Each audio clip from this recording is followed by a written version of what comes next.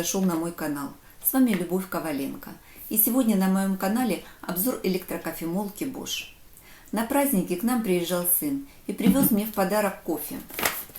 Кофе в зернах, жареный, запакован в зип-пакеты, что облегчает его использование. Я фанат кофе. По жизни я гипотоник. И пью кофе не только для удовольствия, но и в качестве лекарства. Готовлю кофе я в турке. Ароматнее свежемолотого кофе еще никто ничего не придумал. У меня была ручная кофемолка из нержавейки. Сын решил облегчить мне жизнь и заказал мне электрокофемолку на розетке. Выбрал он кофемолку фирмы Bosch, последние модели. Модель называется TCM6A013B. Выбор этой кофемолки был не случайным. Его жена своей маме подарила такую же электрокофемолку этого производителя подобной модели, и она уже многие годы с успехом ей пользуется. На эту кофемолку идет гарантия 24 месяца. Кофемолка этой модели идет в 3 цветах – белый, бежевый и черный. Мне пришла черного цвета, чему я несказанно рада. Стоит эта кофемолка 900 гривен, это приблизительно где-то $40. Кофемолка изготовлена из качественного пищевого пластика. Высота ее 21 см, диаметр 10 см. Крышка выполнена из прозрачного пластика. Правда, он не совсем прозрачный, так слегка затонирован. На крышке расположена кнопка пуска. Также на кофемолке имеется предохранительный выключатель. Если крышка будет закрыта неплотно, включить кофемолку вы не сможете. Чаша выполнена наполовину из нержавейки, наполовину из пластика. Расположена она в кофемолке под наклоном. Это позволяет смолоть даже самую маленькую порцию в 10 грамм. В чаше стоит ротационный нож. Выполнен он тоже из нержавейки. Режим помола этой кофемолки импульсивный. Кофемолка достаточно мощная. Мощность у нее 180 Вт. Время помола кофе зависит от количества кофе и фракции, которую вы хотите получить в конце. Приблизительно это займет от 10 до 30 секунд.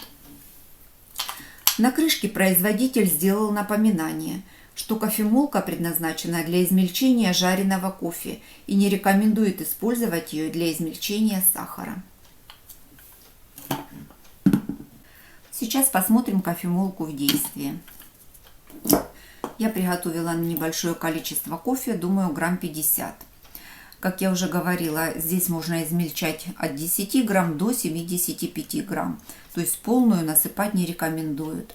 Маленькая порция хорошо измельчается за счет того, что чашка наклонена. И ножи подхватывают кофе при измельчении. И не нужно кофемолку все время стряхивать, что бывает в обычных кофемолках.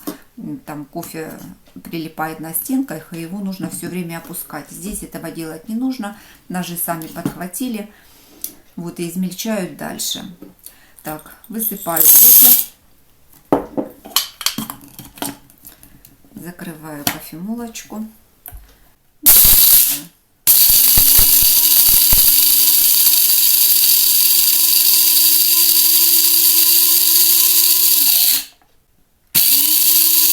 Кофемолка работает не очень шумно. Когда процесс измельчения кофе будет закончен, вы поймете это по звуку.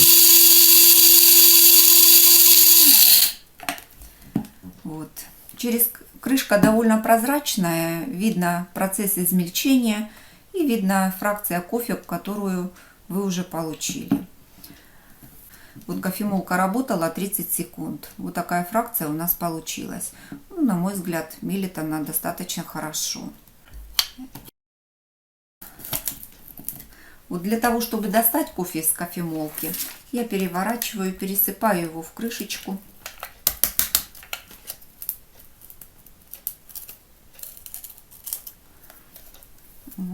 И теперь его можно пересыпать в какую-то емкость или же использовать прямо ложечкой, набирать и ложить в кофемолку. На крышечке есть такой козырек, удобно насыпать.